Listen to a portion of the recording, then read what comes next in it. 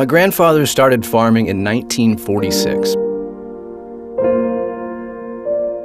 He's the one who, through prayer, hard work, humbleness, and kindness, sacrificed everything to allow my dad and then ultimately me to begin farming.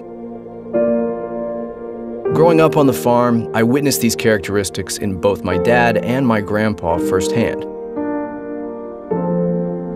I truly believe that a person will act, speak, think, and live like those that surround them. So when I think about why I farm, I think it's because I want to live my life with those same characteristics. To be just like the two men I have always looked up to. And most importantly, how I want my children to live when they grow up. To put it simply, I love farming. I love figuring out problems. I love watching life grow and transform and develop.